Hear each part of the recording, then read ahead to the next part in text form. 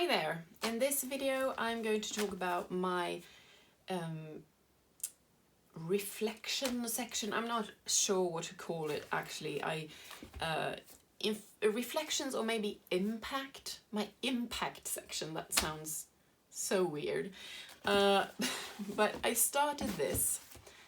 I actually started it in January. Yes, I did. I had a few pages over and wrote about a few things that made an impact on me. Death by Shakespeare, a really good book. Götterdämmerung, which is an opera. Nightmare Alley, which is a movie, and Silver Lining Playbook, which is also a movie.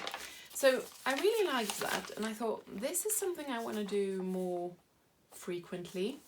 So in February, I made a whole section devoted to these things, and there were 28 days in February. I mean, of course there are, but 28 days that I stayed in my February book, because I change books on Mondays. So even if it's like, I think it was the 31st of January in this, the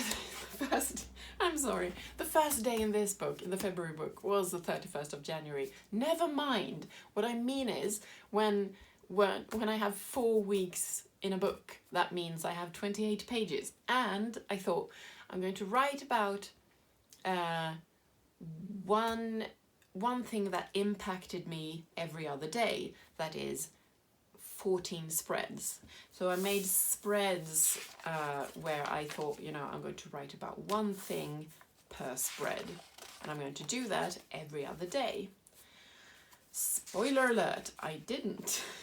There was much too much room to write, so it felt like a chore, and there were too many spreads, so I didn't write on all of them, which means that when we come to the end here, where is the end? Here is the end. I wrote nothing here, even though this is such a beautiful spread and I didn't use it. This is not finished at all, but so I sort of wasted some pages, even though, as documentation of my struggles with this section, they're fine.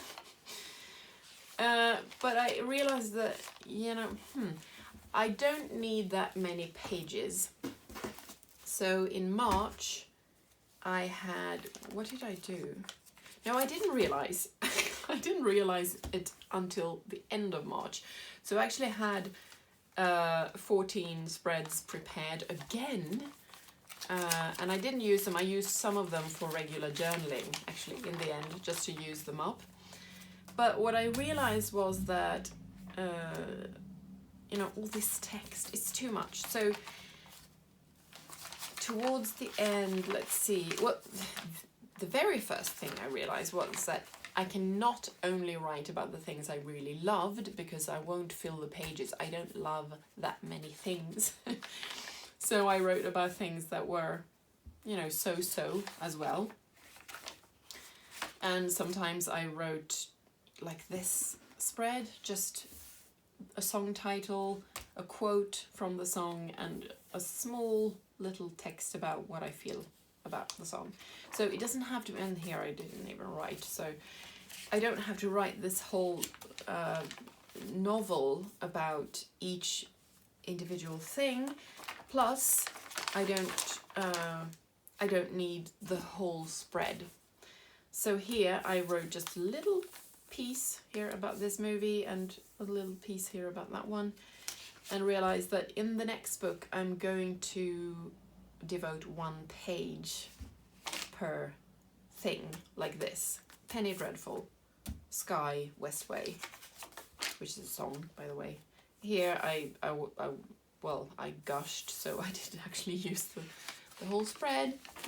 And here as well. So, I am nothing if not what was it called? I'm not consistent But in my April book,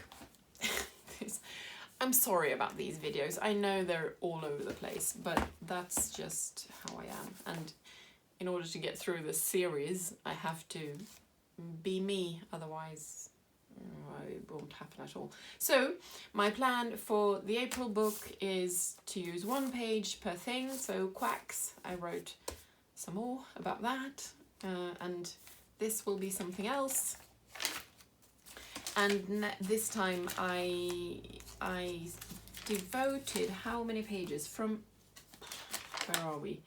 From page 160 to page 179, so 20 pages. But oh, okay, so I actually have more space. I have to write about 20 things instead of 14 things, but I don't have to write as much. So I think it feels like less of a chore, so I'm going to do it. And yeah, I don't know how to rationalize this. It's a really random number, and I don't know why I chose to have 20 pages. I just did. But the point of these pages, why do I have them? Like, I've talked about the reasons behind my development section, for example. Where is it?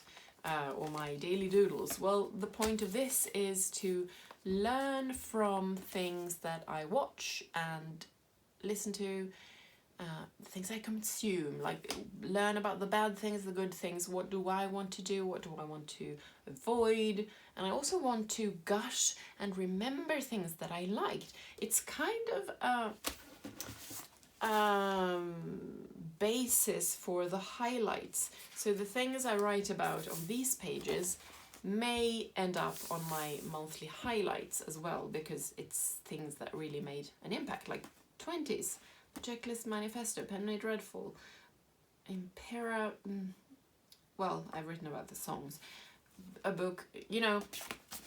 So it's kind of in the same way, or in a similar way to my daily doodles, where I go to see what did I do, like banal, small stuff. I made my bed, well done.